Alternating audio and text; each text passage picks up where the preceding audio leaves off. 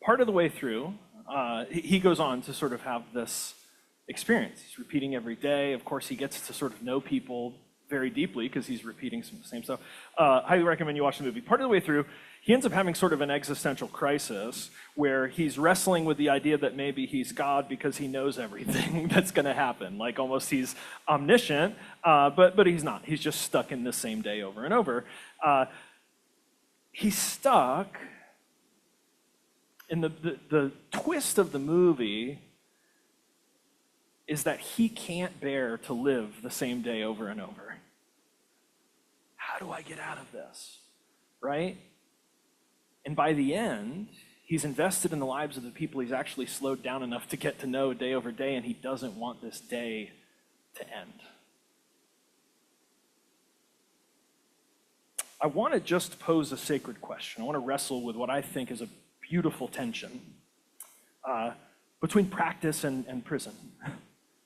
What regular behaviors do we choose, and what are the loops that we're stuck in? Once upon a time, there was a monastery where the monks meditated from dawn until dusk. One day, a cat came into the monastery during the prayers and disturbed the monks, and the head monk instructed that the cat be taken outside and tied to a tree until dusk. He also advised that every day, to avoid hindrance during their meditation, that the cat be tied to the tree. So it became a standard operating procedure to catch the cat and tie it to the tree before the monks would begin their daily practice. After several decades, the head monk died. The second most senior monk was chosen to replace him as head monk, and all of the other traditions continued, including tying the cat to the tree. One day the cat aged and died, and the monastery was plunged into chaos. A committee was formed to study the cat and the tree, to come up with a plan. Found a solution. It was unanimously decided that a cat be bought from a nearby market and tied to the tree daily before starting meditation. This tradition still continues to this day. If you don't know why you're doing something, if it's a loop and not a practice, then you don't know when you can stop, and you don't know what can change. Deja vu is seeing something old as if you've seen it before. Vujade, this project Katie and I worked on for a while, the title of this kind of edgy service, Vujade is the opposite. It's seeing the same old thing as if it's brand new. The same old thing, like ritual, like the gospel, like the power of love, like the simple healing of kindness. To see these old things as if they're brand new. And what a day to consider this as we celebrate a meal that is 2,000 years old for us, for the Christian tradition. But remember, Jesus was taking the Passover, which was another couple thousand-year-old tradition for him.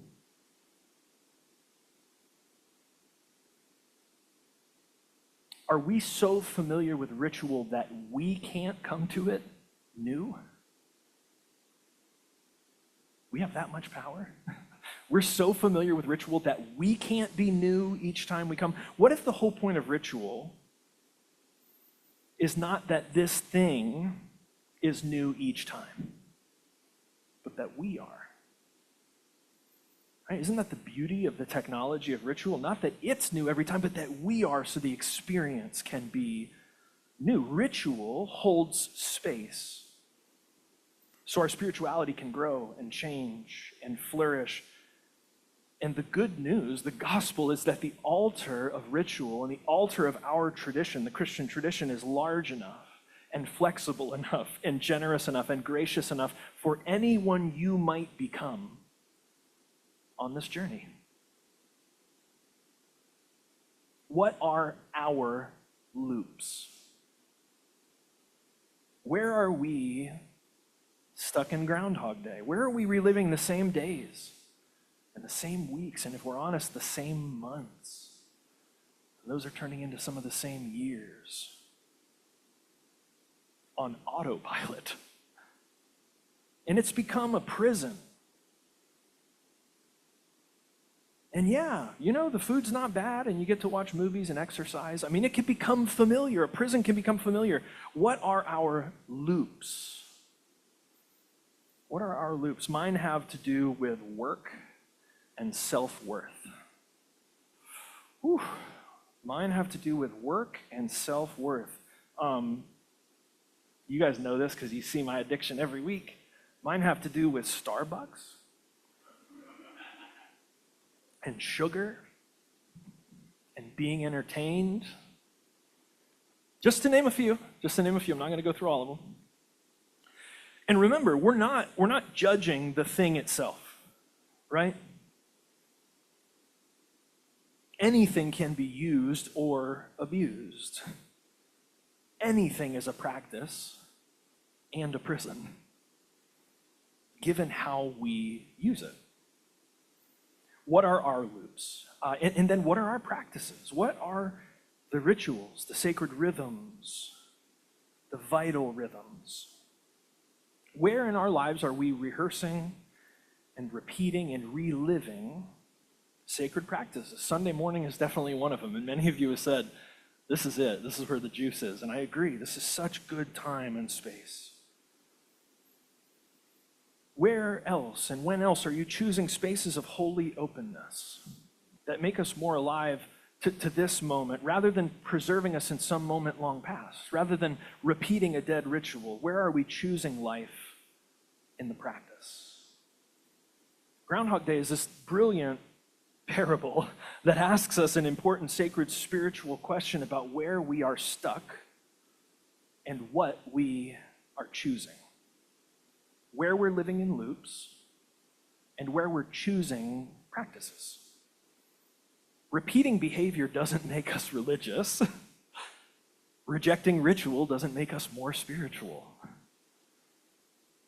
Jesus says to the Pharisees, you go through all the religious rituals, you press play on the loop, mint, dill, cumin, mint, dill, cumin, mint, dill, cumin. But you've forgotten about the reason. These are supposed to point past themselves to justice and mercy and humility.